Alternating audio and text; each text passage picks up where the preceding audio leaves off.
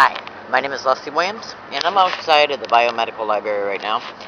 And I decided to make this video because, things are coming home. And what do I mean by that? Well, when a human being is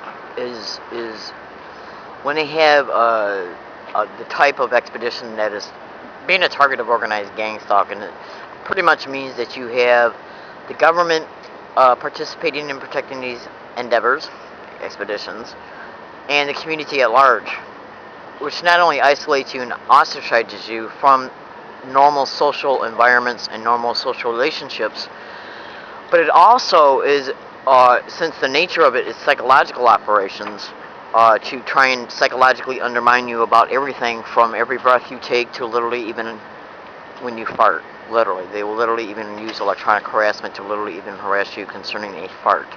Literally. Because at the end of the day, this is all about mental rape, psychological rape, and basically doing nothing but nullifying and vilifying a target. And they rape you spiritually, mentally, psychologically, and the way they keep your body constantly, physiologically responding to the harassment, it brings yourself home to yourself. In reference to it as a result of dealing with this everywhere you go, every single day, day after day, week after week, month after month. And if you look closely at Google and go to when you go to Google, type in remote neural monitoring, you can clearly see they have the capacity to literally transmit artificial dreams into a target's head when they're sleeping. And we're talking about some of the most heinous, brutal, terrorizing dreams that make terror. Have you ever heard of the terror dreams before, where a child will have I forgot what it's called, a terror dream or night terror? That they make night terrors look like a walk in the park, literally. Now, in a way to understand what an artificial dream is, and in reference to the type of artificial dreams that they transmit to a target, is that if you ever go to one of the most scariest, brutal movies that you can ever watch in your lifetime, and then picture that being shown in your head, for your video cortex to experience it as you're sleeping. And what they do is basically do nothing but stage what is known as a movie production, using a very sophisticated, talented people. And they will also probably, I suspect, use virtual reality scenarios as well, and then transmit them into a target's head while they're sleeping. And the target does react to it physiologically and psychologically, subliminally and unconsciously. So I guess the point I'm trying to make to you, and they also will incorporate towards the target what is known as the phantom touch, which means that targets literally feel at times like they're being literally electronically raped. Because the phantom touch is designed to use your central nervous system as a conduit. In other words, like your brain and your whole body has a central nervous system, which means that you have nerves that go all the way up through your body and send the signals to your brain in reference to the specific area of your body. Like right now, I'm touching a certain part of my skin. Like you see, like right there, I scab myself on a tree. You see that, right? Well, that's a specific area right there, okay? They can literally find that area in reference to the central nervous system where, like if I was to pinch it, it sends a signal up from that area on your skin to your brain in reference to that particular spot on my arm, okay? Well, they can literally, through mathematical equations, by deducing them, literally figure out where your nerve endings are on that specific area of your body.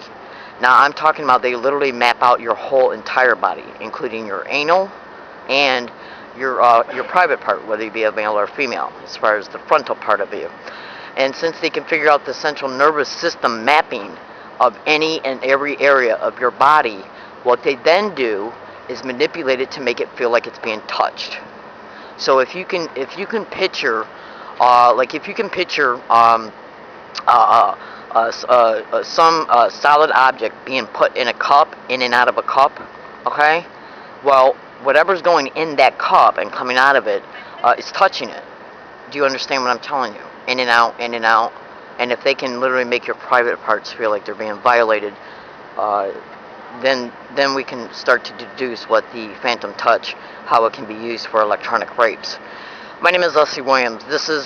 I'm aware that this is technology you've never heard of, And what I just got done describing to you are factual realities. Okay? And if you go to Google and type in remote neural monitoring and thoroughly investigate everything I just described to you, you will be able to see that these are factual realities. This is no joke. This is what I am describing to you right now is literally part of the most heinous crimes that a target can experience, and that's not even describing how they can literally clone a target's voice and then transmit dialogue using that target's voice. They incorporate a target's voice and make a voice algorithm print and put it in a software program. Then what they'll do is transmit.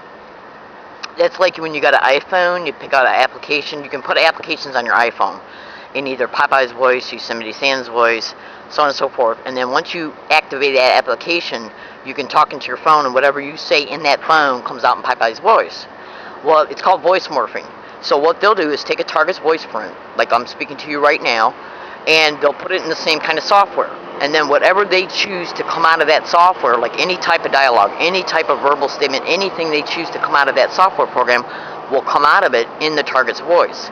They then will transmit the command into the target's audio cortex for them to hear. And since it's transmitted below the perceptual radar, the target has no idea that what they're hearing in their own head, in their own voice, is actually something that's being put there in their own voice. So if you can see how this can be done in a scenario, okay, in a theater where they have literal organized physical gang stalkers provoking a target and putting them in a immediate situation that's provocative. Okay, in other words, they'll get along, box a target in, and literally provoke a target to try and get a target to fight them, to defend themselves. And while that's happening, they can literally transmit into the target's head how they can react to it. And the target believes it's their own voice deliberating how they're going to react to the immediate situation that's deliberately being brought about towards them. And this is done to get the target to act in specific ways that they want the target to, in order to then turn around and blame the target by calling the target violent, accusing the target of anything from a battery to assault to even possibly attempted murder. And this is done to frame the target in order to set the target up to be jailed or institutionalized, because the whole goal is to nullify and vilify.